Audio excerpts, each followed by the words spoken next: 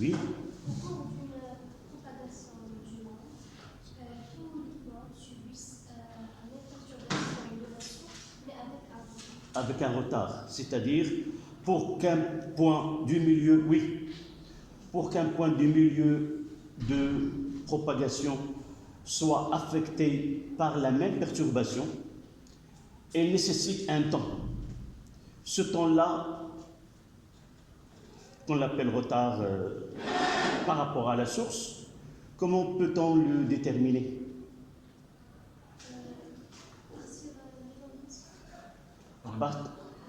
Je vous ai dit au début que ce cours-là, généralement, contient une seule relation mathématique, que la vitesse est égale à la distance sur le temps. Et celle-là, on peut, quoi? Soit la distance parcourue par l'onde divisée par la durée qui lui correspond, soit la longueur de perturbation et delta de t, ça représente le temps de perturbation. Et aussi, on peut donner à d la distance entre la source et un point du milieu de propagation, et ce delta de t, ça sera tau, qui est le retard temporel du point M par rapport à la source. Nous avons parlé d'un retard d'un point par rapport à un autre. Et le cas particulier, c'est ce point-là de référence, ça sera la source. Et les questions qui se posent à propos de ce retard temporel, c'est que généralement, on vous donne l'aspect du milieu de propagation à un instant donné, et on vous demande de dessiner l'aspect du milieu à un instant T2 un peu plus tard.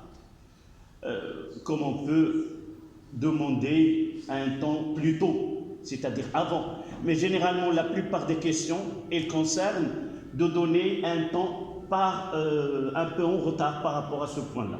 D'accord? D'après le schéma que nous avons fait, si nous avons un aspect du milieu à un instant donné, et nous voulons représenter l'aspect du milieu de propagation à un instant T2 un peu plus tard, comment peut-on procéder à cette représentation? De façon plus simple. Là, on va essayer d'avoir une règle qui est plus simple, qu'on va l'utiliser dans les exercices. D'accord?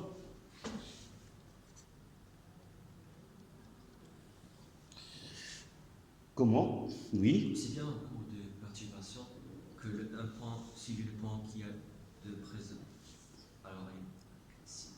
On parle d'une réponse qui est technique. Là, nous avons un schéma. Comment peut-on travailler sur ce même schéma et représenter l'aspect du milieu de propagation à un instant un peu plus tard?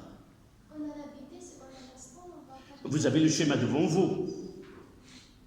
Comment est le schéma 2 par rapport au schéma 1? Mathématiquement, c'est quoi? Le schéma que vous avez là pour un point et un peu à notre point, à un instant T donné. C'est là comment, pardon, je dois respecter le schéma. C'est comme ça que nous avons sur le cahier. C'est quoi ça? De là à là. C'est une translation.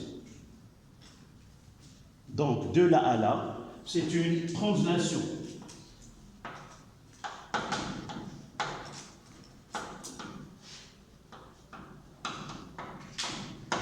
D'une distance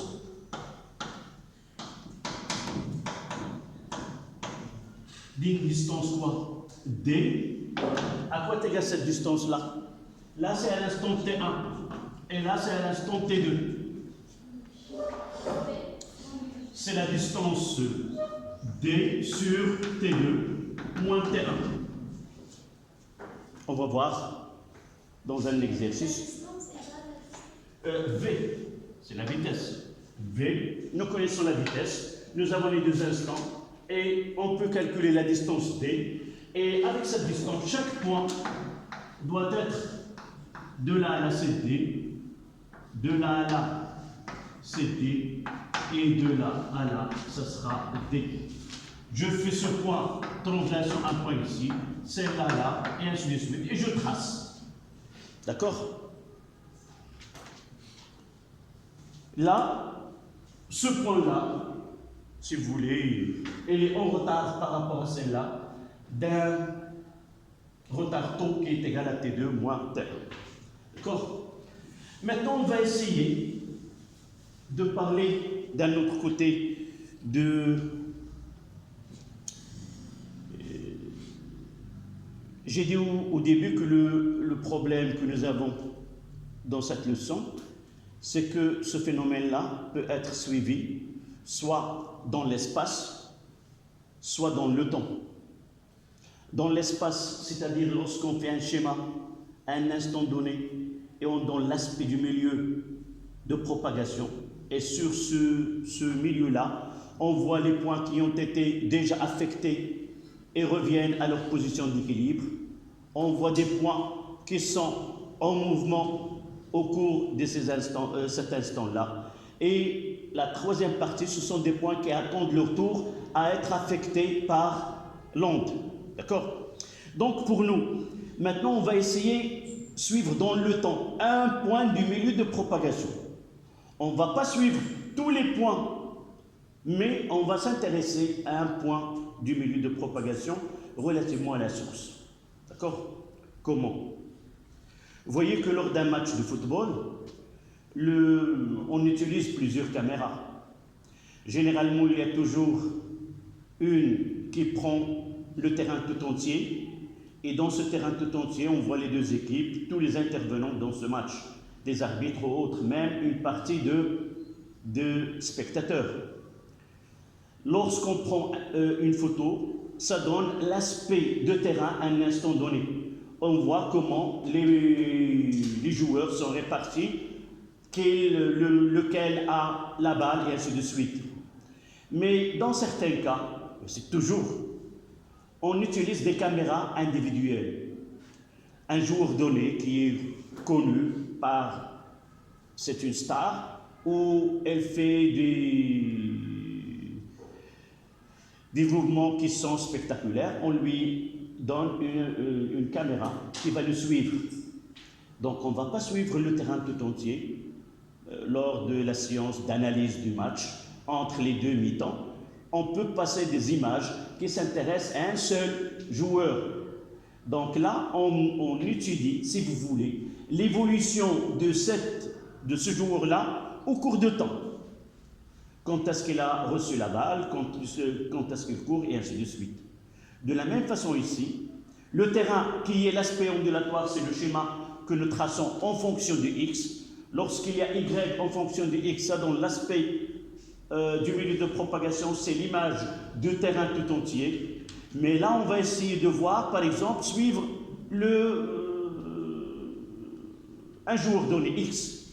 On va le suivre au cours du match, ou un laps de temps, 5 minutes ou autre. D'accord? C'est la même chose là, on va essayer de voir ou de suivre la source au cours de temps. Comment? On va utiliser y de s, ls en fonction de temps, et là j'aurai l'axe des temps. Comme tout à l'heure, lorsqu'on fait l'aspect du milieu de propagation, on a x qui varie, mais t il est fixe. Et lorsqu'on suit en fonction de t, x doit être, par exemple, dans ce cas-là, on va prendre l'origine avec le point S. X est égal à 0. D'accord? Qu'est-ce qu'on va tracer ici? Par exemple, le cas d'un joueur, la variation de l'élongation, le mouvement de S au cours de temps.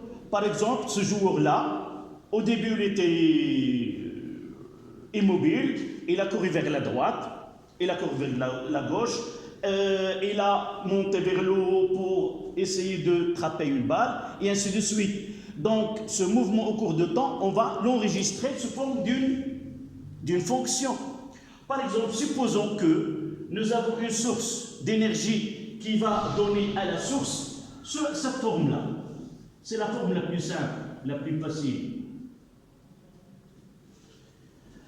C'est-à-dire, à l'instant t est égal à 0, la source était immobile. Et elle va se déplacer vers le haut, et l'élongation, داك الاستطالة، داك الخروج عن الموضع ديال التوازن ديالها كيبقى يتزاد حتى كيوصل لواحد القيمة قصوية. Donc, l'élongation, comment il varie dans ce schéma-là, selon une fonction, comment il est, y est égal à AT. Y est égal à AT.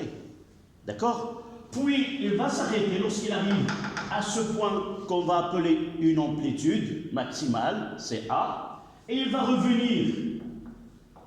Est-ce qu'il va revenir de la même manière comme elle a monté?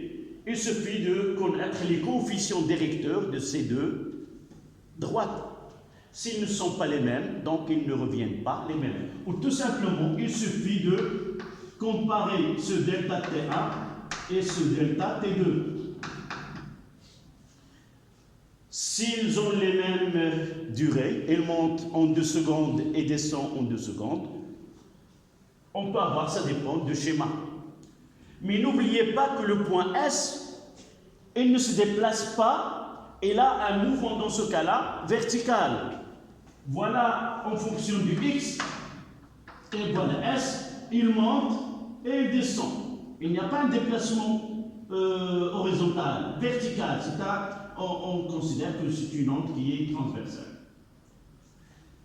Qu'est-ce qu'on va tirer de ce schéma-là? On va tirer que la durée de mouvement de la source est celle-là, de là à là. Là, c'est θ.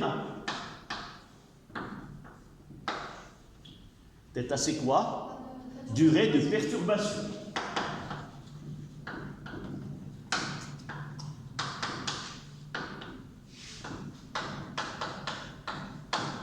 D'une autre manière, si on veut exprimer sa durée de perturbation, c'est quoi? C'est la durée de quoi? La perturbation dans ce cas-là, c'est quoi? Qu'est-ce qu'il fait la source?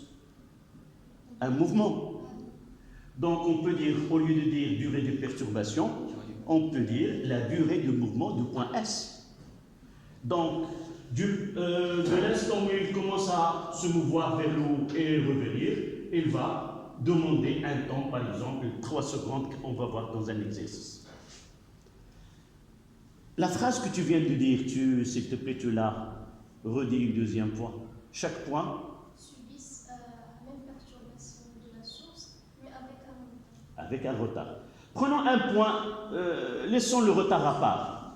Un point. Si nous voulons représenter la variation d'amplitude en fonction de temps de ce point, là, je vais parler, qu'est-ce que je vais mettre ici? Y de n en fonction de temps. Et si je me demande de traduire cette phrase par une courbe, qu'est-ce que je vais faire? Translation. Là. Un retard. Oui. Donc je dois laisser, c'est-à-dire là, c'est quoi ici? Retard. Pour le point M. Le point M, il est immobile ou repos. M au repos. D'accord? Et là, qu'est-ce que je vais faire? Quel mouvement? Le même mouvement de la source. C'est très bien. Je vais reproduire celle-là ici. D'accord? Je vais reproduire celle-là. Avec la même durée de perturbation. Les mêmes. Ici, j'aurai θ. D'accord? Je n'ai pas de place ici, mais je vais essayer de Là, je mettrai taux. Donc, nous connaissons là, c'est taux. Et là,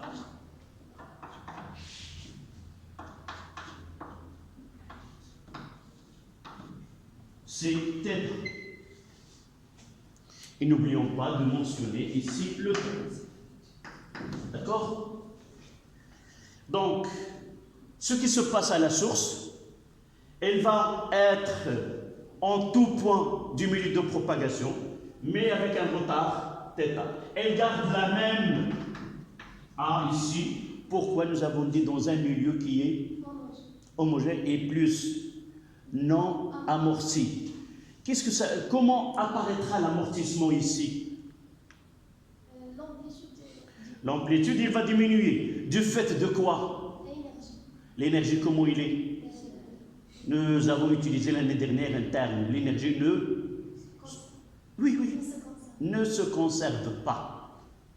C'est-à-dire, si nous prenons chaque point comme un système, donc si nous dressons le bilan énergétique au niveau de ce point, une partie de l'énergie, elle est perdue, et lorsqu'il va la communiquer à un autre point du milieu il communique une quantité qui est plus faible. Et comment il se manifestera? Par l'amplitude plus petite. Et c'est pour cela qu'au fur et à mesure, c'est la réalité. Là, ce que nous faisons, c'est théorique. C'est le cas idéal, mais la réalité c'est autre chose. Toujours il y a le système, il perd une partie de l'énergie au cours de temps. Donc là, il nous reste pour finir cette partie-là, c'est l'équation. On ne va pas donner l'équation mathématique y est égale à sinus, ainsi de suite, la vitesse. Non, tout simplement, nous voulons donner comment l'élongation de point M varie en fonction de temps si nous avons ys de t. C'est-à-dire, je veux exprimer ym de t en fonction de ys de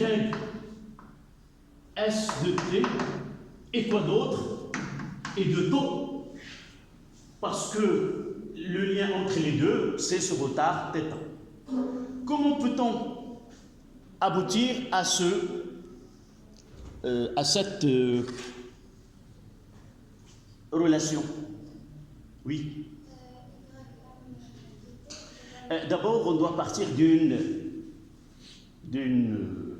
la même phrase. Tu peux nous la rappeler, la phrase que ta copine vient de dénoncer?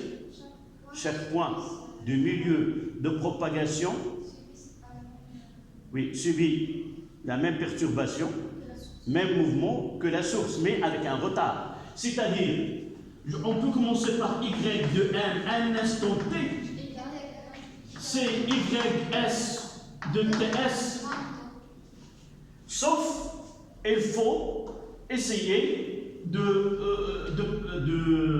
d'essayer d'arriver à un instant t, m quelconque, m1, t1, s et ainsi de suite, ts. D'accord?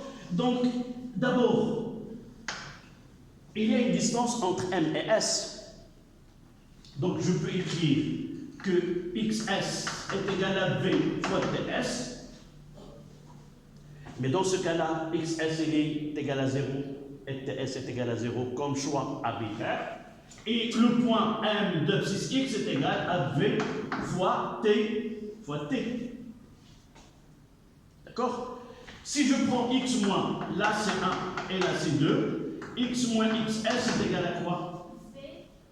Est égal, de ce côté-là, c'est v, facteur t moins ts. D'accord? Essayons maintenant d'arriver, de faire entrer le taux. Là, c'est quoi? Si je prends x moins xs sur v, ça donne quoi? C'est quoi ça? C'est taux. Est égal à quoi de l'autre côté? Je divise par v les deux. C'est t moins ts.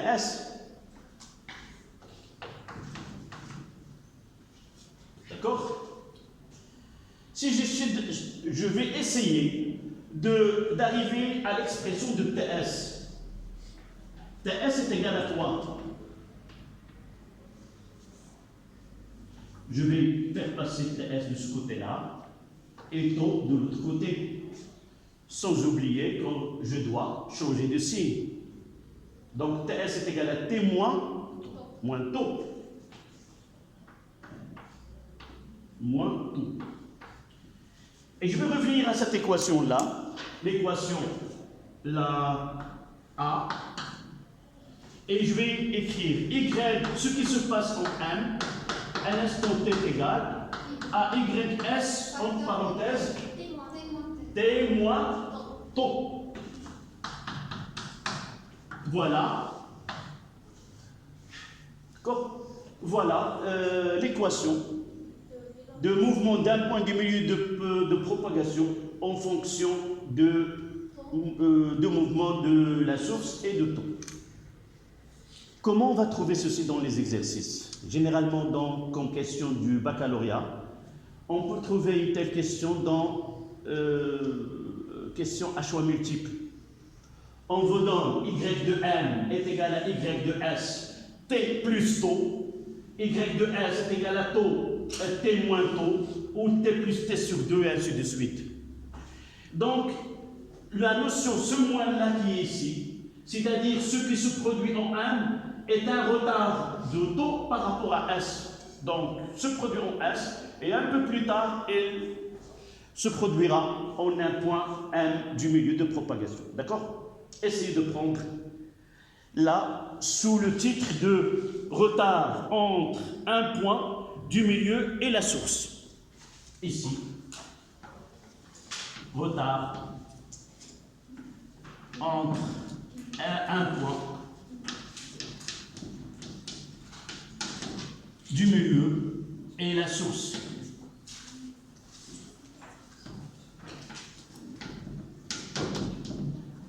Du milieu et la source.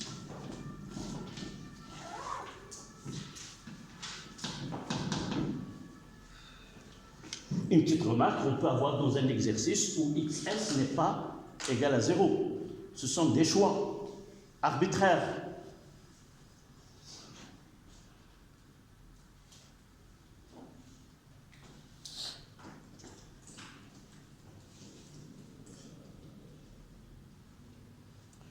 Voilà la partie cours. Maintenant, il nous reste à faire l'application des exercices d'application. Je vous ai envoyé 3. On va essayer de les traiter.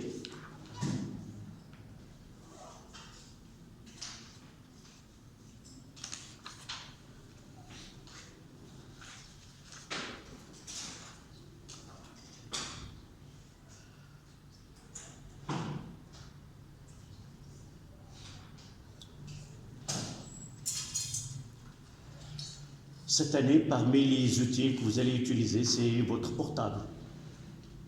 Et toujours essayer, soit si vous êtes chez vous, à la maison, ou si vous avez une recharge étoile 6, il y a les 4 il est économique, et essayez de voir ce que j'ai envoyé dans le groupe.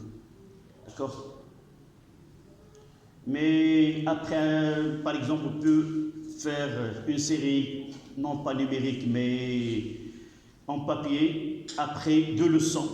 Et là, on va traiter 2 heures sous forme d'exercice que regroupe maintenant, dans le cas, les ondes mécaniques progressives et les ondes mécaniques progressives périodiques. On va voir la leçon qui suit juste après celui.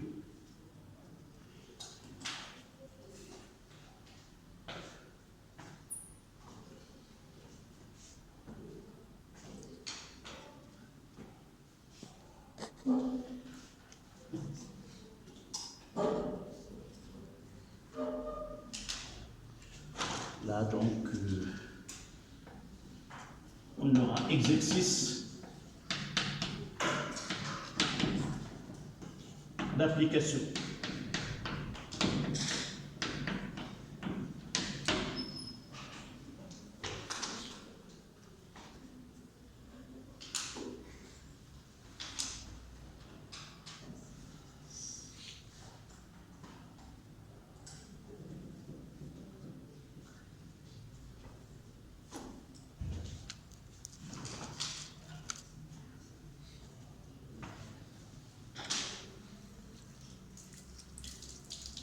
comme j'ai fait avec vos camarades de l'autre classe, je demande, est-ce que vous avez cherché ces exercices?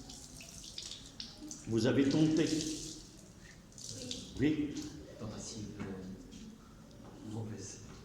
Non, non. Là, comme j'ai fait avec vos camarades, ceux qui ont cherché, je vais voir leur travail et ça donnera plus un point qui sera ajouté au premier contrôle continu. Hier était deux. Deux lions ont cherché les exercices. Tu étais avec moi l'année dernière, donc tu savais certaines choses, tu serais avantagé.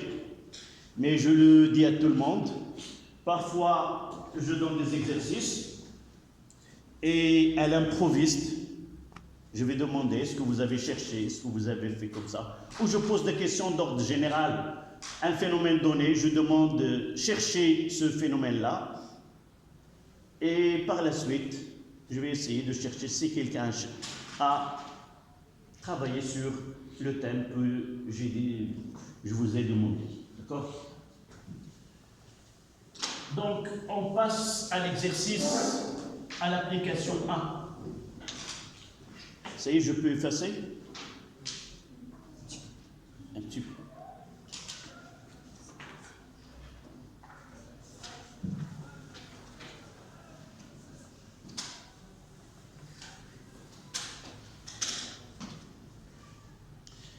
Donc, le temps de continuer, je vais lire l'exercice. Le premier, voilà. Une onde mécanique est engendrée à la date t est égale à 0 à l'extrémité d'une corde et il se propage à une célérité v, 5 mètres seconde moins 1. Nous considérons les points M, N et P de la corde tels que SM est égal à 10 mètres, SN est égal à 12 mètres et SP est égal à 15 mètres. Sachant que la durée de perturbation delta de t est 0,2 secondes, décrire l'état de ces points à l'instant t est égal à 2,5 secondes. D'accord?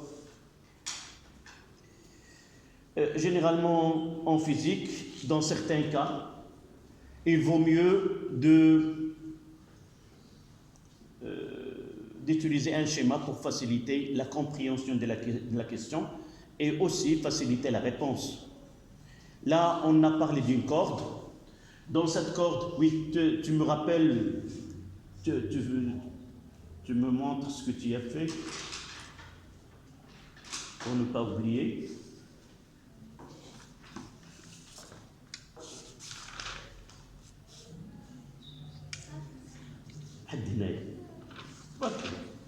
Ben là, c'est un bon travail, minutieux,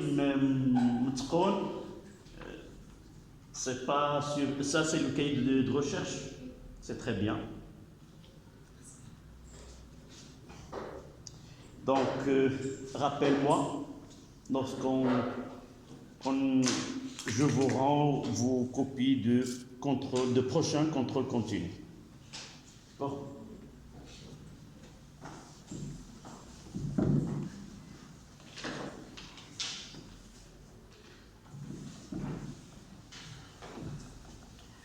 Donc cette partie-là, dans les ondes, lorsque nous avons un milieu qui a été bien décrit dans l'énoncé, il vaut mieux de le schématiser, de faire un croquis, d'accord?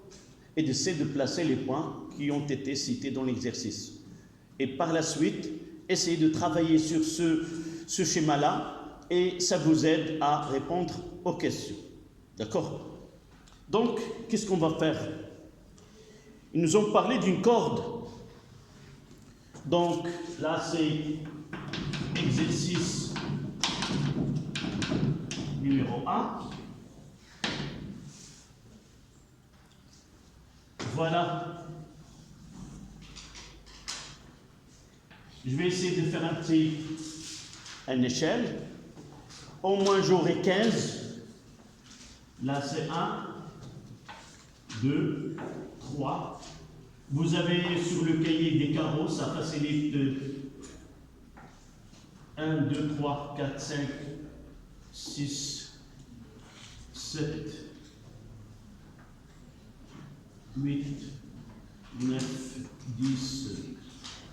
Ça sera un peu plus long, mais si je prends l'échelle, parce que j'ai 1,7, ça rend difficile la représentation. Donc là, 1, 2, 3, 4, 5, 6, 7, 8, 9, 10, 11, 12, 13, 14 et 15. Je peux même prendre l'échelle là, c'est 2, 4, 6, 8, 10, 12, 14 et je peux m'arrêter là. D'accord? X en mètres. Et là, j'aurai la source S. D'accord? Voici le milieu de propagation. Je vais placer les points. Il y a le point M, distant de S de 10. Voilà M. Il y a le point N12 et 15. Je dois mettre ici 16. Et voilà, au milieu, c'est fait qu'il y a 15. Donc ici, 10, 12 et 15 mètres. D'accord? Qu'est-ce qu'on demande? À un instant donné, t est égal à un instant t est égal à 0, une onde est générée, c'est-à-dire créée au niveau de point S, il va se propager le long du milieu de propagation. À un instant t 2,5, après, on demande quel est l'état de mouvement de ces points. C'est-à-dire quoi?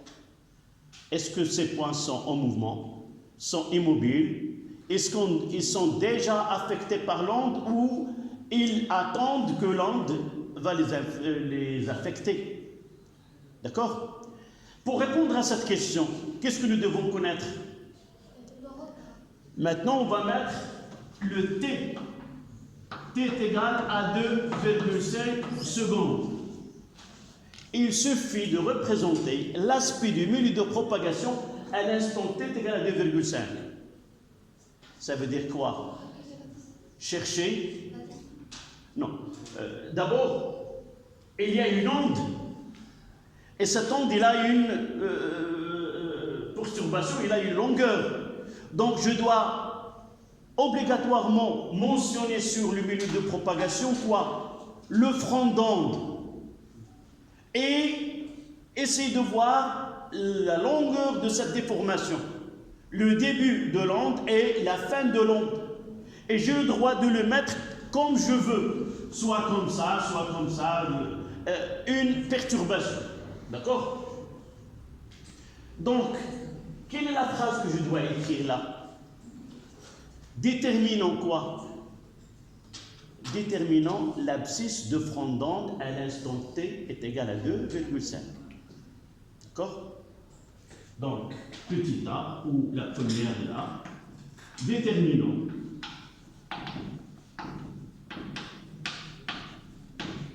l'abscisse XF du front d'onde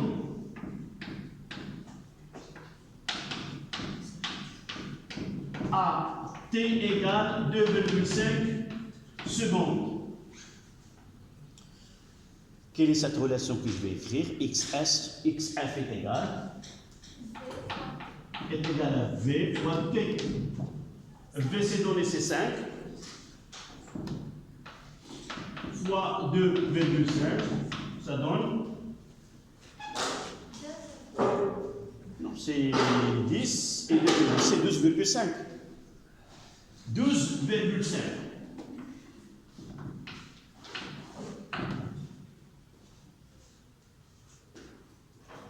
D'accord?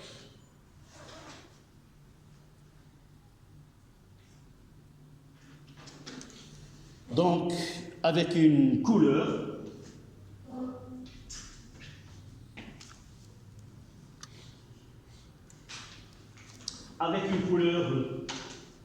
par exemple jaune, si j'ai de la craie jaune, voilà. Donc 12,5 c'est là.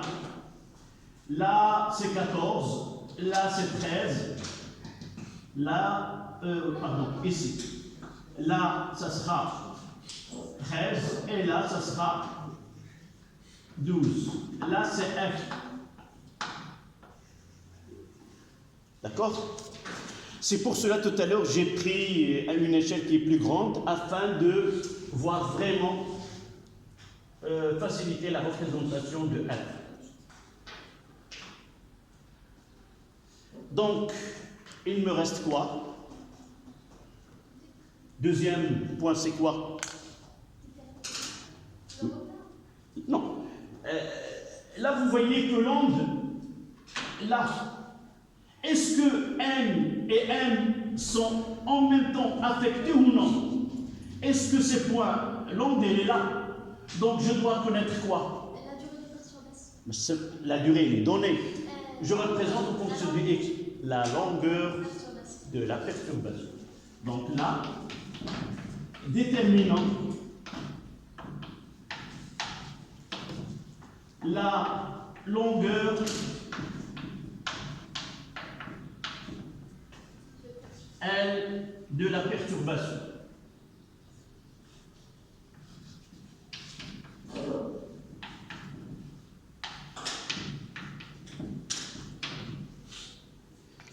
Et j'aurai la même relation mathématique. Au lieu de XF, j'écrirai quoi? L. Donc L est égal à V fois delta de T. 5 fois 0, 2. L est égal à 5 fois 0,2 et ça donne 1 mètre.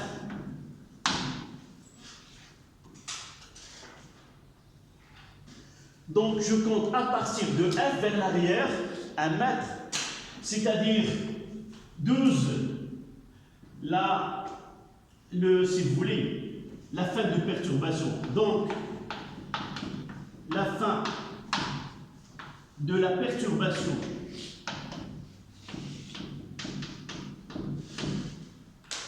a pour abscisse XP est égal quoi?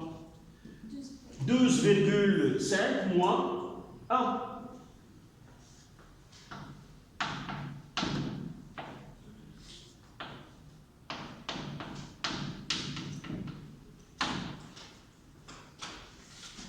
Donc, de la à P, ça veut dire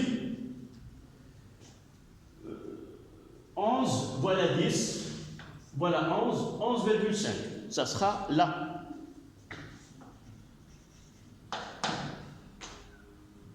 Et là, c'est la perturbation. Si on a déjà P. Est-ce que nous l'avons noté P? Oui. Ah oui. Et donc, je mettrai Q, n'importe quel XQ. Et je mettrai là Q.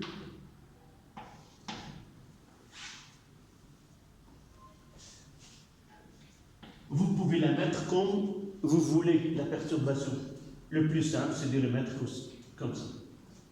Donc, les points qui sont affectés par l'onde, c'est les points qui se situent entre le point d'abscisse 11,5 et 12,5. Maintenant, nous avons tous les données pour parler de la nature du mouvement des 3 points. Conclusion.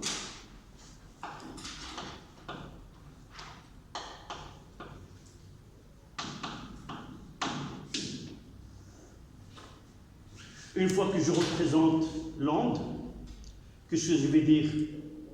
Quel est le point le plus simple à décrire? Le point qui se trouve dans, évidemment, N. N est quoi? En mouvement.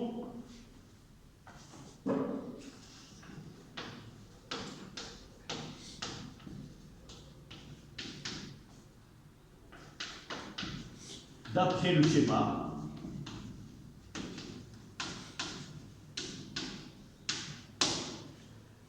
schéma, N est en mouvement.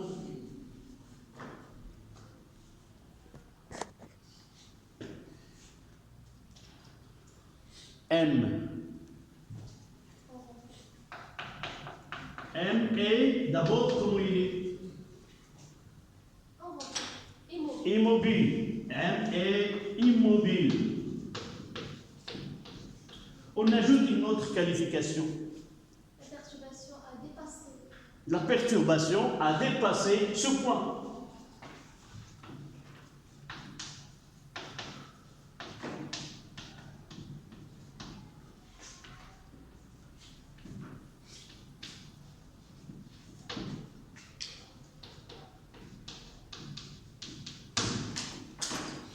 Dernier point. P. Immobile. Encore atteint.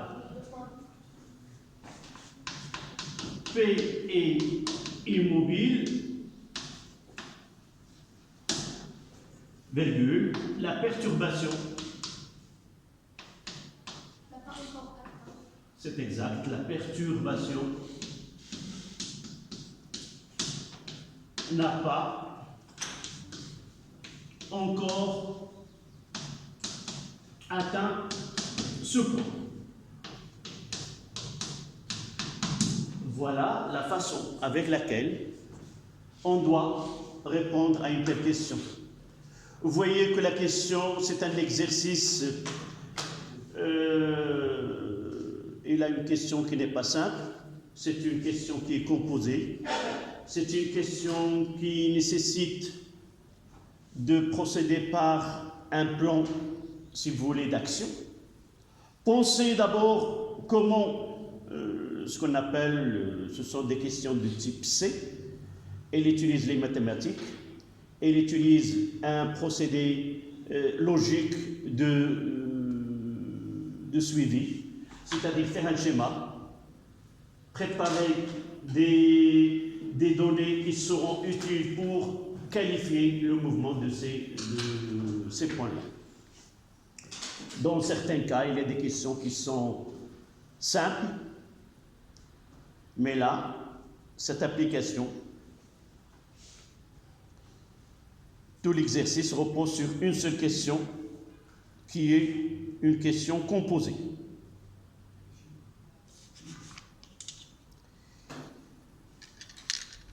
Là, c'était l'exercice d'application 1.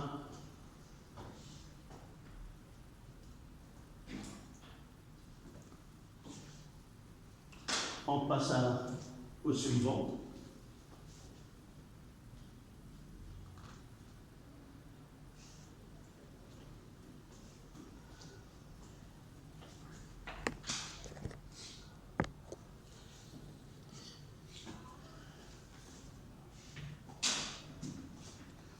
On le laisse juste après la récréation. Donc on s'arrêtera 5 minutes et on reprendra juste après.